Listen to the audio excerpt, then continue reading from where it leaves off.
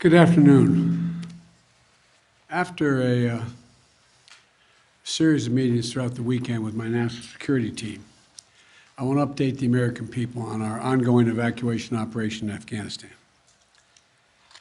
But first, I just was briefed by the FEMA administrator who's here with me today, Ms. Criswell, about the flash flooding in Waverly, Tennessee, and surrounding areas in Tennessee.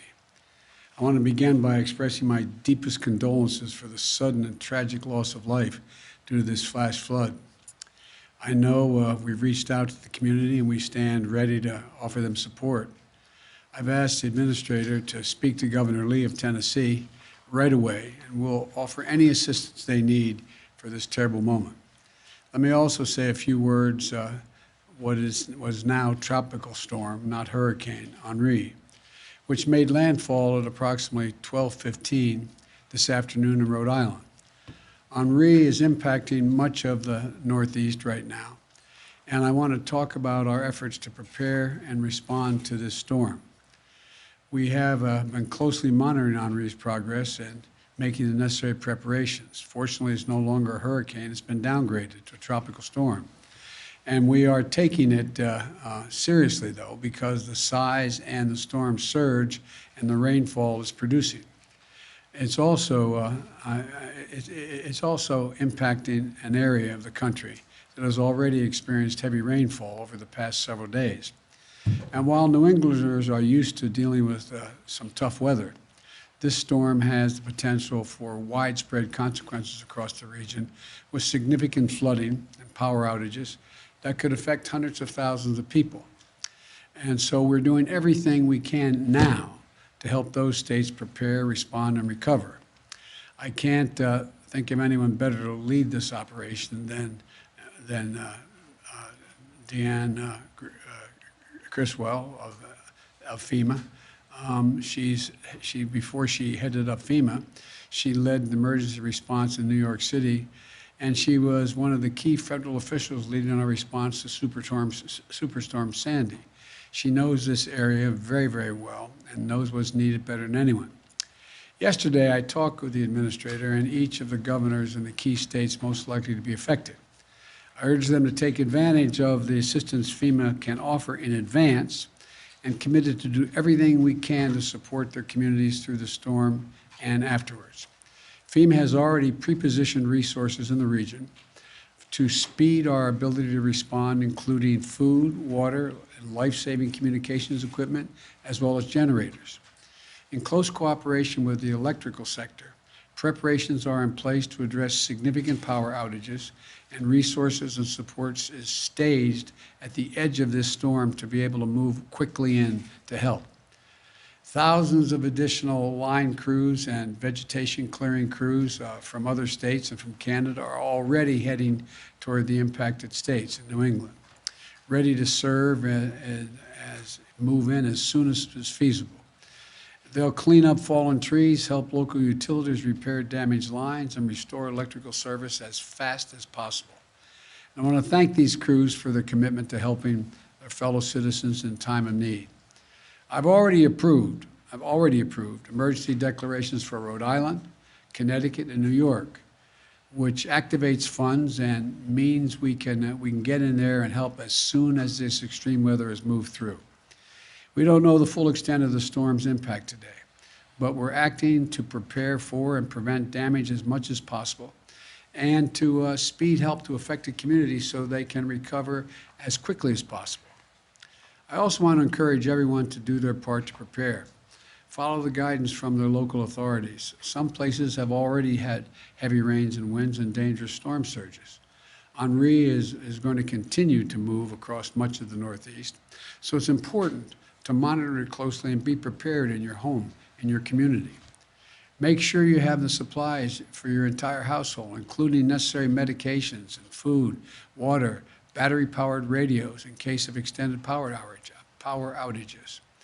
And don't forget that you may need to seek shelter while you're battling the Delta variant and COVID-19. So wear a mask and try to observe social distancing. And to everyone across the country, don't get caught by the next storm. get vaccinated. Get vaccinated now. Protect yourself and your family against COVID-19. It's going to be a vital part of emergency preparedness this year, for the remainder of this year. Now let me turn to Afghanistan. I've continued to make progress since I've spoke to you on Friday. We have moved thousands of people each day via U.S. military aircraft and civilian charter flights. In a little over 30 hours this weekend, we've evacuated an extraordinary number of people, as I will detail in a minute, about 11,000 individuals. That number will change day to day as the air and ground operations in Kabul vary. Our first priority in Kabul is getting American citizens out of the country as quickly and as safely as possible. At my direction, the State Department continues to reach out to the remaining Americans we have identified by phone, email, and other means to ascertain their whereabouts and their plans. We're executing a plan to move groups of these Americans to safety and to safely and effectively move them to the airport compound. For security reasons, I'm not going to go into the detail of what these plans entail, but I will say again today that I have said before, any American who wants to get home will get home. We've also been evacuating the citizens of our NATO allies and our partners, including their diplomats, their embassy staff, who remain in Afghanistan, and to get them back to their homes as well. And as we do this, we're also working to move our Afghan allies who stood with us side by side and other vulnerable Afghans, such as women leaders and journalists, out of the country. As of this morning, we have evacuated nearly 28,000 people since August the 14th on both U.S. and coalition aircraft, including civilian charters, bringing the total number of people we've evacuated since July to approximately 33,000 persons. In one 24-hour period this weekend, 23 U.S. military flights, including 14 C-17s, 9 C-130 flights, left Kabul carrying 3,900 passengers. We see no reason why this tempo will not be kept up. During the same period, our military facilitated another 35 charter flights, carrying an additional 4,000 evacuees to other countries that are taking them out. Altogether, we lifted approximately 11,000 people out of Kabul in less than 36 hours. It's an incredible operation. Let me be clear. The evacuation of thousands of people from Kabul is going to be hard and painful, no matter when it started, when we began. It would have been true if we had started a month ago or a month from now. There is no way to evacuate this many people without pain and loss of heartbreaking images you see on television. It's just a fact. My heart aches for those people you see. We are proving that we can move those thousands of people a day out of Kabul. We're bringing our citizens, NATO allies, Afghanis who in fact has helped us in the war effort, but we have a long way to go, and a lot could still go wrong. But to move out 30,000 people in just over a week, that's a great testament to the men and women on the ground in Kabul and our armed services. It also reflects a tireless diplomatic effort. In order to keep a steady flow of planes taking off from Kabul and maximize our evacuation capacity, we have quickly stood up an unprecedented global effort and established a series of processing stations in third countries. In short, we're not flying them directly to their country, we're flying to these processing stations, where we're working with more than 24 countries across 4 continents. We've secured agreements with across the Gulf, in Central Asia, and in Europe, including processing centers in Qatar, Germany, Kuwait, Spain, and elsewhere. It allows us to sort and process these evacuees. These transit centers provide a safe place for the SIV applicants and other vulnerable Afghanis and their families to complete their paperwork while we conduct security screenings and background checks before they continue on to their final destination in the United States or in another country, one of our NATO allies as well. And so from Asia to Africa, from Europe to the Western Hemisphere, nations are making generous offers to support resettlement efforts. And I've been in personal contact with the leaders of many countries, including Qatar, Germany, Spain, Italy, the UAE, and others. They're making vital contributions. To thank them for their support and to discuss how we can continue to coordinate our efforts in Afghanistan moving forward is the reason why I continue in contact with them. And I want to again thank all of our partners for their continuing to stand together. We've also activated the first stage of what's referred to as the Civil Reserve Air Fleet to help with the onward movement of evacuees from these transit centers. Our military aircraft and others will get them to these centers, but then we're going to get the Civil Reserve Fleet. It's a program that's was designed in the wake of the Berlin airlift after World War II to use commercial aircraft to augment our airlift capacity. This is a voluntary program for our commercial airlines, and we're grateful for those airlines and the U.S. carriers who are supporting us. This effort will only use 3 or 4 planes from each of the major carriers, vast fleets of aircraft. So there should be no effect or a minimal effect on commercial air travel. And we'll stay in close coordination with our partners to mitigate any impact. These Civil Reserve flights will be helping facilitate the safe movement of people from staging locations and transit centers like Qatar or Germany to the United States or to a third country. None of them will be landing in Kabul. Now, the American aircraft that part of this will not be going to any country but the United States. As this effort unfolds, I want to be clear about 3 things. 1, planes taking off from Kabul are not flying directly to the United States. They're landing at U.S. military bases and transit centers around the world. Number 2, at these sites where they're landing, we are conducting thorough scrutiny, security screening for everyone who is not a U.S. citizen or a lawful permanent resident. Anyone arriving in the United States will have undergone a background check. Number 3, once screened and cleared, we will welcome these Afghans who helped us in the war effort over the last 20 years to their new home in the United States of America, because that's who we are. That's what America is. You know, I've been touched by the outpouring of support that we've seen from communities, organizations across America mobilizing to support these efforts. So many of these Afghans stood bravely by U.S. troops in Afghanistan. And now, the United States, including veterans groups, refugee settlement agencies, religious organizations, and so many others, are standing with our Afghan allies. It exemplifies the best of America. And I want to say again, just how difficult this mission is and how dangerous the dangers it poses to our troops on the ground. The security environment is changing rapidly. There are civilians crowded at the airport, although we've cleared thousands of them. We know that terrorists may seek to exploit the situation and target innocent Afghans or American troops. They're maintaining constant vigilance we're maintaining the constant vigilance to monitor and disrupt threats from any source, including the likely source being ISIS-K, the Afghan affiliate referred to as ISIS-K. But we're under no illusions about the threat. I said on Friday, ISIS-K is a sworn enemy of the Taliban, and they have a history of fighting one another. But every day we have troops on the ground. These troops and innocent civilians at the airport face the risk of attack from ISIS-K from a distance, even though we're moving back the perimeter significantly. We're working hard and as fast as we can to get people out. That's our mission. That's our goal.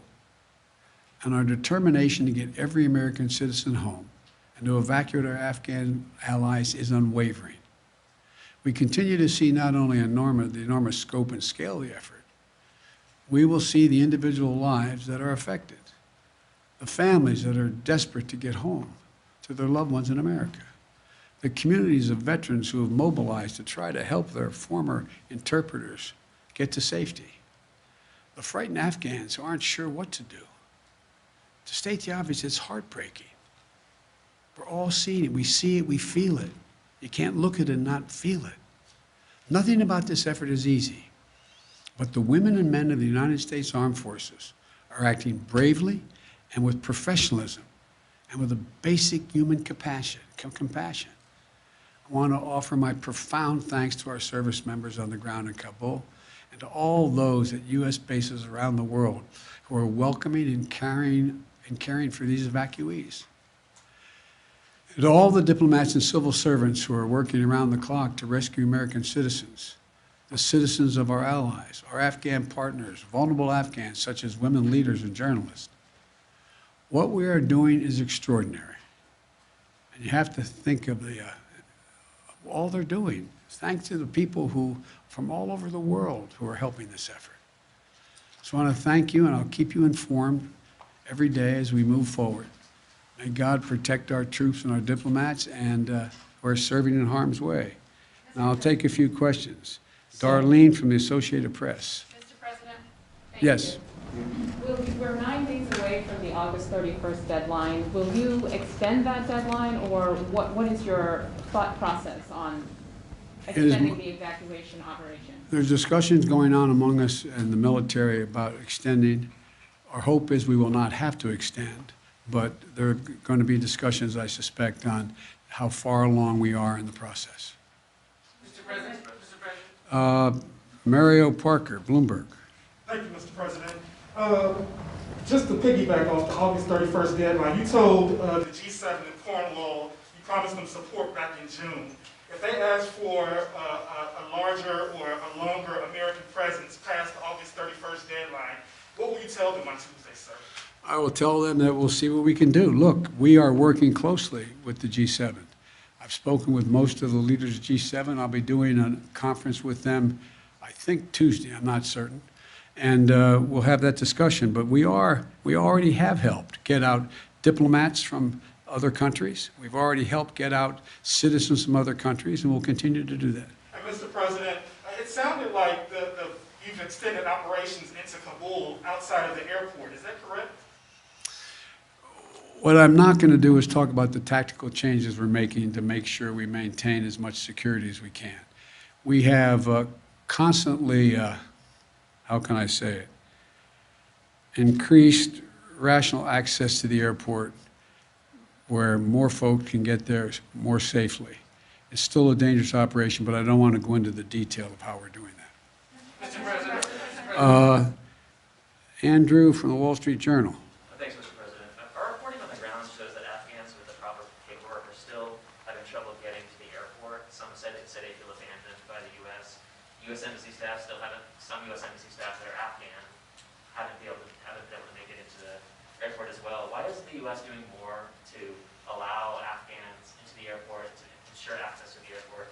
And are you still opposed to setting up an extended perimeter around the airport to help ease that access? Number one, I think you're going to see they're going to get out. Number two, we have made a number of changes, including extending access around the airport and the safe zone.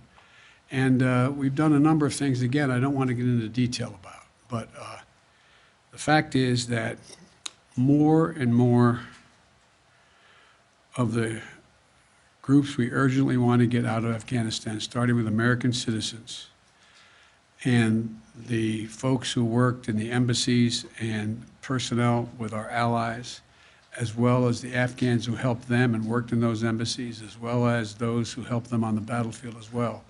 We are working diligently to make sure we've increased the ability to get them out. We've changed the gate operations and a whole range of things, and that's why we've been able to significantly increase the number of people we're getting out. And will the Taliban agree to an extension past August 31st? Have you discussed that with them? We've discussed a lot with the Taliban. They've been cooperative in extending some of the perimeter. That remains to be seen whether we ask that question.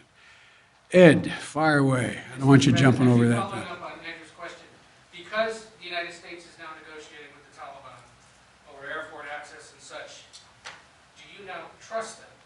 And then a question on the public response. A new poll out today shows Americans wanted to withdraw from Afghanistan, but they disapprove of the way you've handled it. Poll also found that, based in part on what's transpired in the last week, the majority of Americans, forgive me, I'm just the messenger, no longer consider you to be competent, focused, or effective in the job. I haven't seen that poll. It's out there, from CBS this morning. What would you say to those Americans who no longer believe that you Look, can do the job? I had a basic decision to make.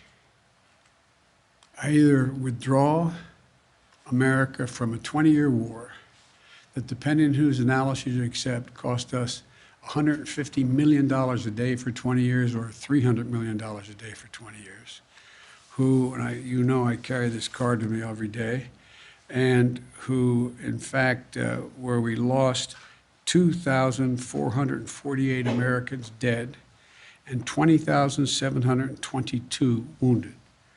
Either increase the number of forces we keep there and keep that going, or I end the war. And I decided to end the war. As I said the other day, you know, the only reason we're in Afghanistan is this is the place from which bin Laden attacked the United States of America. Had this been in another Middle Eastern country where he could have easily have moved from, we would have never gone to Afghanistan. So the question is, when is the right time to leave? What are our national interests? Where do they lie? And the idea that we are in a situation where we can not recognize that terrorism has metastasized around the world, and the need for us to focus on other parts of the world which create an even greater danger of an al-Qaeda-like operation beginning, can't be ignored. And we are, as you well know, because you follow this, we are a number of places where we're doing that without permanent basing American forces there. So I think when this is over, the American people have a clear understanding of what I did, why we did it, and but look, that's the job. My job is to make judgments. My job is to make judgments no one else can or will make. I made them. I'm convinced I'm absolutely correct in not deciding to send more young women and men to war for a war that, in fact, is no longer warranted. On the question of the Taliban, though, do you trust them now? Do you have to negotiate? I don't trust anybody, including you. I love you. But, you know, there's not a lot of people I trust. Look, the Taliban has Taliban has to make a fundamental decision. Is the Taliban going to attempt to be able to unite and provide for the well-being of the people of Afghanistan, which no one group has ever done since before, dealing for hundreds of years? And if it does, it's going to need everything from additional help in terms of economic assistance, trade, and a whole range of things. The Taliban has said, we'll see whether they mean it or not. They're seeking legitimacy. They're seeking legitimacy to determine whether or not they will be recognized by other countries. They have told other countries as well as us they don't want us to move our diplomatic presence completely. But so all of this is all just talk now. All just talk now. And so far, the Taliban has not taken action against U.S. forces. So far, they have, by and large, followed through on what they said in terms of allowing Americans to pass through and the like. And I'm sure they don't control all of their forces. It's a ragtag force. And so we'll see. We'll see whether or not what they say turns out to be true. But the bottom line is this, folks. Look, at the end of the day, if we didn't leave Afghanistan now, when do we leave? Another 10 years? Another 5 years? Another year? I'm not about to send your son or your daughter to fight in Afghanistan. I don't see where that is in our overwhelming interest. And the talk about how our interests are going to be impacted, let me tell you, you're sitting in Beijing or you're sitting in Moscow. Are you happy we left? They'd love nothing better for us to continue to be bogged down there, totally occupied with what's going on. So the idea, I think that history is going to record, this was the logical, rational, and right decision to make. So thank you all so very much. Thank you. Sanctions against the Taliban, the British are calling for sanctions. They're going to discuss sanctions on Tuesday. Would you support sanctions against the Taliban under certain conditions? On Friday, you mentioned harsh conditions if they misbehave. The answer is yes. It depends on the conduct. Thank you. Mr. President, what about ISIS and the threat that Americans face now?